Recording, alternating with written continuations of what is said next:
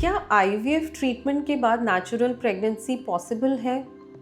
क्या ऐसा हो सकता है कि आईवीएफ ट्रीटमेंट ले और उसके बाद नेक्स्ट प्रेगनेंसी के लिए आईवीएफ ही करना पड़ता है? ये क्वेश्चंस होते हैं पेशेंट को जब वो पहली बार आईवीएफ कराते हैं। सो इसी क्वेश्चन को हम एड्रेस करेंगे आज इस वीडियो में। I am doctor Preeti Yadav, your fertility expert at Asha IVF. Now IVF एक ऐसा ट्रीटमेंट है जिसमें हम एग्स बनाते हैं by means of giving injection to the women. वो एग्स रिट्रीव किए जाते हैं और उनको स्पर्म के साथ फ्यूज़ किया जाता है, जिसे हम फर्टिलाइजेशन बोलते हैं। और ये जो फ्यूज्ड एग्स हैं इनको कल्चर किया जाता है for 3 to 5 days embryo formation के लिए। नाउ इन एम्ब्रियोज को फ्रीज किया जाता है और उसमें से फ्रोजन एम्ब्रियोज में से जब एंडोमेट्रियम रेडी हो जाता है तो हम उसको इम्प्लांटेशन के लिए एम्ब्रियो ट्रांसफ़र करते हैं। नाउ इन सब प्रोसेस में the first step is injections देना, जो कि हॉर्मोन्स होते हैं जो बॉडी में नेचुरली भी बनते हैं इन अ लेसर अमाउंट। उन्हीं हॉर्मोन्स को हम हायर क्वांटिटी में इंजेक्ट करते हैं एक फीमेल में, जिससे कि मल्टीपल एग फॉर्मेशन हो। नाउ ये जो इंजेक्शंस होते हैं ये असर इनका उसी साइकिल में होता है जो हमें अल्ट्रासाउंड पे दिखता है, बट समहाउ ओवरी में कुछ ऐसे भी एग्स होते हैं जो आगे जाके जिनमें से एग्स निकलना है, तो ये हार्मोन उन पे भी एक्ट करता है and ovaries get stimulated to produce more and more good quality eggs in the next 3 to 4 months। So जब हम आईवीएफ के इंजेक्शंस देते हैं उस साइकिल में तो हम वो एग्स निकाल लेते हैं, बट उसके बाद जो आगे एग्स फॉर्मेशन होना है वो भी अच्छी क्वालिटी का होता है, अच्छी क्वांटिटी का होता है। उससे इंश्योर किया जाता है कि अगर पेशेंट को ओव्यूलेशन डिफेक्ट है और हमने ये इंजेक्शंस दिए हैं तो एग फॉर्मेशन एक तरह से ट्रिगर हो जाता है। तो ऐसे पेशेंट्स में yes natural pregnancy is possible, but ये भी तभी पॉसिबल है क्योंकि पेशेंट ने वो इंजेक्शंस लिए हैं।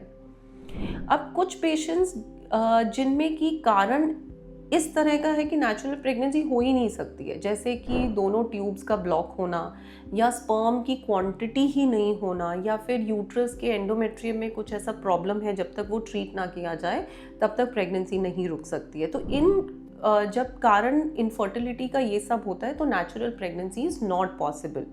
बट कंडीशंस जैसे कि पीसीओएस या फिर ओव्यूलेशन डिफेक्ट या फिर कुछ हार्मोनल इम्बैलेंस फीमेल के अंदर, अगर ये सब प्रॉब्लम है तो येस आईवीएफ के ट्रीटमेंट के बाद there are chances, though the chances are very less, but yes हमने ऐसे केसेस देखे हैं कि उसके बाद नेचुरल प्रेगनेंसी हो जाती है। बट जो हमने आईवीएफ से एम्ब्रियोज बनाया दे आर स्टिल सेफ, क्योंकि कई बार नेचुरल प्रेगनेंसी तो हो जाती है but we are not able to reach up till the live birth. So we keep the embryos with us safe, frozen, and if there is any mishap during that natural conception, we can use the frozen embryos for further implantation. So कई बार होता है कि ऐसे pregnancy specially with age like 35 years above age है and हमने injections दिए हैं and the ovaries get stimulated, patient has conceive naturally, but because of age factor जो एम्ब्रियो नेचुरल कंसेप्शन हुआ है that is not healthy and it ended up in abortion. In these cases जो हमारे पास frozen embryos हैं हम उनका genetic analysis भी करा सकते हैं पीजीटीए से, और जो नॉर्मल एम्ब्रियोज हैं वो इम्प्लांट करके we can give patient a healthy pregnancy also. So IVF treatment के बाद नेचुरल कंसेप्शन होना पॉसिबल है। It is not impossible but it is rare and there is chance कि उसके बाद भी जो आईवीएफ से बने हुए एम्ब्रियोज हैं उनको यूज़ किया जा सकता है। Hope this video was helpful to you to understand the process in a better way.